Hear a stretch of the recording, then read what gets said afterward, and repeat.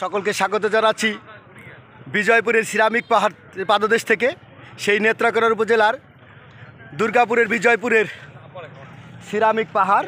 আমরা সেই সিরামিক পাহাড়ের পাদদেশে দাঁড়িয়েছি। দেখতে পাচ্ছেন এইখান থেকে সিরামিকের মাটি উত্তোলন করা হয়েছে। এখানে নদীর মতো অত্যন্ত স্বচ্ছ পানি, খুবই সুন্দর পানি ধারা দেখতে পাচ্ছেন, অত্যন্ত চমৎকার। আমরা এখন আস্তে আস্তে এই পাহাড়ের উপর দিকে উঠে যাচ্ছে। আপনারা দেখতে পাচ্ছেন এই যে চীনামাটি দেখতে পাচ্ছেন আপনাদের সৌজন্যে। এই যে চীনামাটি, অরিজিনাল চীনামাটি। এই পাহাড় বিজয়পুরে এই পাহাড়ের সৌন্দর্য। বাংলাদেশে একমাত্র চীনামাটির পাহাড় যেটা বলা হয় বিজয়পুরের চীনামাটির পাহাড়। আমি আস্তে আস্তে এই পাহাড়ের উপরের দিকে উঠে যাচ্ছে। আপনারা দেখতে থাকুন, অত্যন্ত চমৎকার লোকেশন। এই পাহাড়ের সৌন্দর্য আপনাদের ঘুরে ঘুরে দেখাবো। আমি উঠে যাচ্ছি আস্তে আস্তে পাহাড়ের উপরের দিকে। খুবই চমৎকার লোকেশন দেখতে পাচ্ছেন, খুবই চমৎকার, অবর্ণনীয়। আসলে বর্ণনা করা কঠিন, বর্ণনা দেওয়া যাচ্ছে না যে সৌন্দর্য কতটুকু। আমি আস্তে আস্তে অনেক উপরে উঠে এসেছি পাহাড়টায়। খুবই চমৎকার, অত্যন্ত নান্দনিক দৃশ্য। এই সৌন্দর্য দেখলে চোখ জুড়িয়ে যায়, হৃদয় ভরে যায়। আপনারা দেখতে পাচ্ছেন এই যে দূর দিগন্ত যে দেখা যায় রেখাগুলো, বড় বড় পাহাড়, এগুলো সবই বাংলাদেশের বাইরে, অর্থাৎ ভারতের মেঘালয় রাজ্য। বড় বড় পাহাড়গুলো আমাদের কাছে, এই পাশে কিছু ছোট পাহাড় আছে, আর ওই পাশের পাহাড়গুলো সবই বড় দেখতে। দূর দিগন্ত যত দূর চোখ যায় সবই বড় বড়। আপনাদেরকে জুম করে আমি দেখানোর চেষ্টা করছি। পাহাড়গুলো খুবই বড় বড় দেখতে পাচ্ছেন।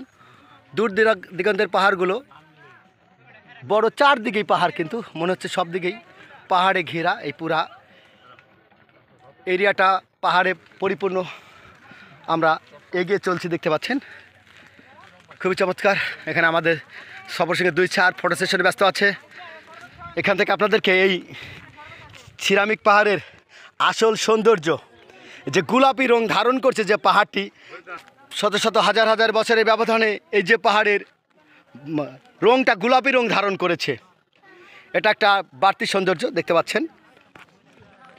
এই পাহাড়ের চূড়ায় দাঁড়িয়ে চারদিকের পুরা পরিবেশটা খুবই চমৎকারভাবে দেখা যায়। সেই আমরা দেখতে পাচ্ছেন এই যে পাহাড়ের অনেক উঁচুতে আমরা আছি, অনেক উঁচু। এই সৌন্দর্য যেন বলে শেষ করা যায় না, খুবই চমৎকার। আমার বড় ছেলে, কেমন লাগছে বাবা? যা সামনে এগিয়ে যাও।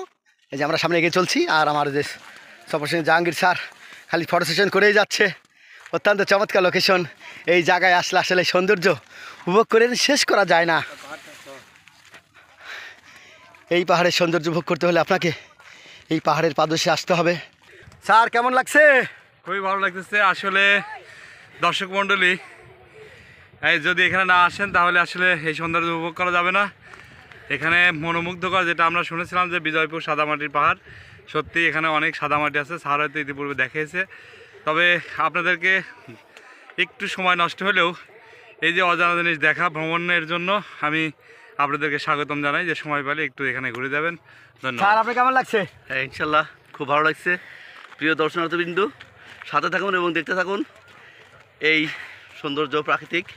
আমরা দুপুরের তীব্র রোদের মাঝে পাহাড়ের চূড়ায় উঠে এসেছি। অত্যন্ত চমৎকার, দেখতে থাকুন। এবং লতা গুল্মে গাছে ভরপুর একটা জঙ্গলময়, মাঝখানে ছোট্ট একটি রাস্তা আছে, সেই রাস্তা দিয়ে আমরা এগিয়ে চলছি।